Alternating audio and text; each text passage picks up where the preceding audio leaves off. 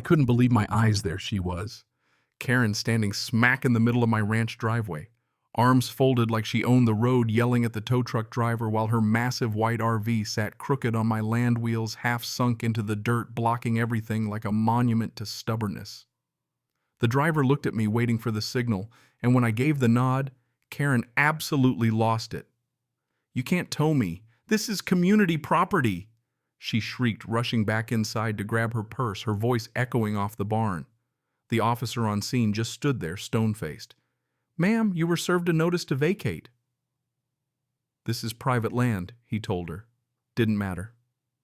She started the engine like she was going to drive off, but the tow chain was already locked in the back wheels, came right up, RV groaning, Karen screaming, "This isn't over," from inside as they hauled her away. But you know what? For the first time, it felt like it really was over, or at least people could finally see her for who she was. Now let me back up a sec. My name's Jackson. I'm a retired Army guy from Arizona, picked up this 25-acre ranch to get away from city noise and headaches. I wanted peace, quiet thought.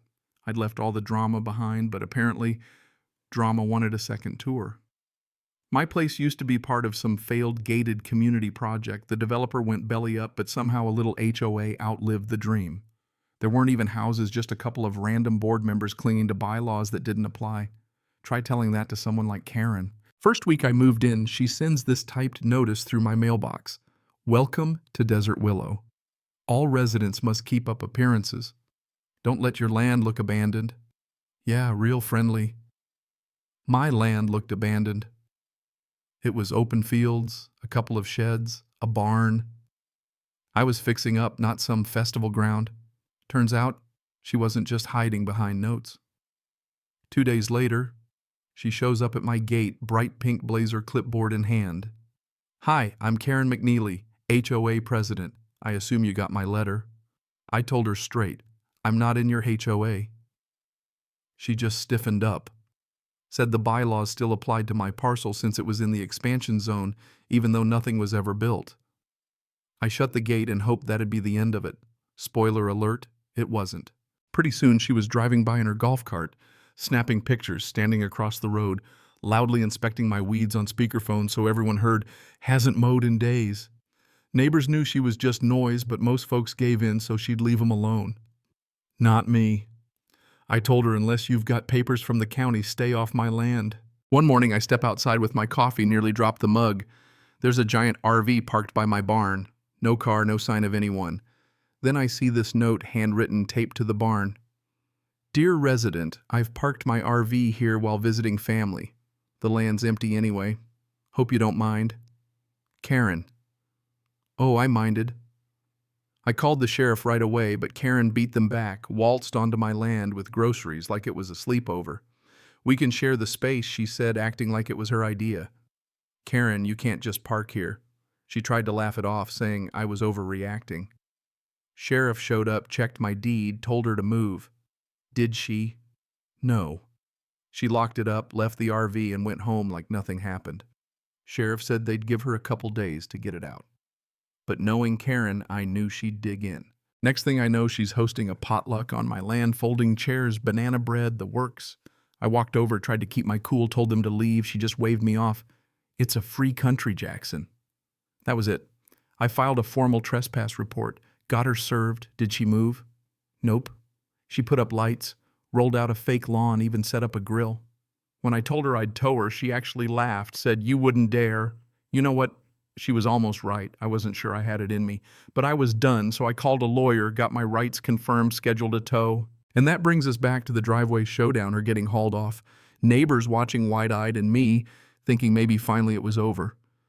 Except when the dust settled, I found an envelope hidden behind the RV's propane tank. My name, my full name, in my late wife's handwriting. My stomach dropped. I opened it, hands shaking. Inside, an old photo, me, my wife, and a younger Karen. And a letter from my wife, "If you're reading this, she came back." Don't trust her? Karen wants this land, she always has. There's a deed hidden behind the tool cabinet in the barn. Use it if things go bad. My heart stopped. Karen wasn't just annoying, she had history here. Maybe this was never about HOA rules. I tore to the barn, moved that old cabinet, pried up a floorboard. There it was. A metal box. Locked, but my wife's jewelry key fit. Inside a yellow deed older than anything the HOA could touch. This land belongs solely to Jackson Robert Hayes and Maria Lynn Hayes. All prior claims void as of 1999. This was gold. My lawyer nearly fainted when he saw it said it could dissolve any HOA claim. But Karen, she wasn't done.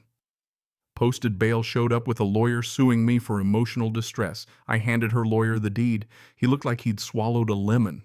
She tried to play it off. That can't be real, but it was too late.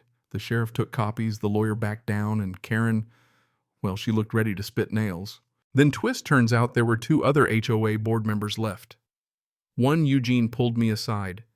Karen bullied people. Most just caved. Your wife was the only one who stood up to her. She caught Karen sneaking around the land once years back after that Karen disappeared for a while. It all started clicking. Karen had always wanted this place. Not for community pride, but because the HOA was broke and this land was a cash cow if they could flip it to the county for the new highway. Couple days later, I find Karen's name carved inside my barn with the date, June 12th, 1999. Same month my wife stopped talking about her. I start thinking maybe this goes way deeper than one night someone tries to break in. Not Karen this time, but a tall man in black caught him on my cameras fiddling with the gate, then running off. I show the footage to the sheriff. He starts a real investigation. This isn't just trespassing anymore. This is turning criminal. Eugene calls wants to meet at the county records office. He's got a file. Karen tried to fold my land into the HOA for a luxury RV resort, but my wife blocked her. Maria filed to protect the ranch, but the case vanished from the records a year later. I think Karen buried it, Eugene says. I start seeing the big picture. She's not just a petty tyrant, she's a con artist playing the long game. Back at the ranch, the barn gets broken into. This time the deed's gone. Cameras cut. Karen had help. I'd scanned the papers, thank God, but I needed more. So I set a trap, invited Karen to meet, told her maybe we could work something out. She took the bait. What she didn't know, I had recorders set up, sheriff on standby.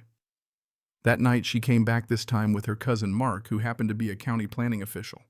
They broke into my shed looking for more dirt, but the deputies swooped in, caught them red-handed. When they searched Karen's car, they found forged land transfer forms, my signature faked, Maria's will with pages missing. She'd tried to erase every trace of my wife's defense of the ranch. She and Mark were both arrested for fraud, trespassing, conspiracy, the works. But even getting hauled off, Karen shot me this look, whispered, "You don't know the whole story." And maybe I didn't. Eugene drops a final bombshell. Karen and my wife weren't just old friends. They'd once bought this land together. Something happened. Karen signed away her stake, but never let it go. Now her lawyer's filing for co-ownership rights, trying to drag me back to court. I go through Maria's old journals, finally find the smoking gun, a signed notarized agreement where Karen took a buyout and forfeited any claim witnessed by Eugene. With that, my lawyer files an emergency motion, blocks the county highway hearing, and puts every last piece of proof out in the open. But it ain't over. Developer money's floating around, rumors of eminent domain, and Karen's cousin files a new highway proposal right through my land. So I do what I have to rally the community, go public. Save Whispering Pines Ranch, blows up, press, neighbors, even the mayor get involved. On hearing day, the place is packed, signs, news cameras, the whole town shows up. I lay it all out, Maria's journal, Karen's forfeiture letter, every last scrap of evidence. The board votes, denies the highway, shuts down the land grab. Crowd erupts. It's a win, but Eugene leans in. This isn't over. They'll try another way. The next morning I wake up to smoke. My barn is burning, flames eating everything. Karen made bail and vanished. The sheriff finds her pink fingerprint on a melted gas can. She's now a fugitive, wanted for arson. We rebuild with the town's help, but I know she's still out there, still scheming. Sure enough, her new lawyer sends me a letter suing me for making her disappear, flipping the script to paint herself as the victim.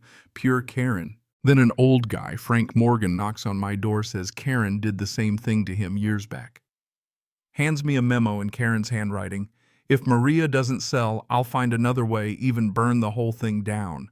That's all the sheriff needs. Warrant issued, media on fire, more victims come forward. Karen's a ghost for weeks, but finally she slips caught at a truck stop near El Paso trying to cross into Mexico. Dragged off in cuffs, screaming injustice to the last breath. 6 months later, the barn's rebuilt, the ranch is safe. Protected by law, the community stronger than ever. I walk by the barn one morning, find a little box on the porch inside, an old photo, Maria smiling and Karen beside her, back when things were still simple. I don't know who left it, maybe Eugene, maybe a sign from the past.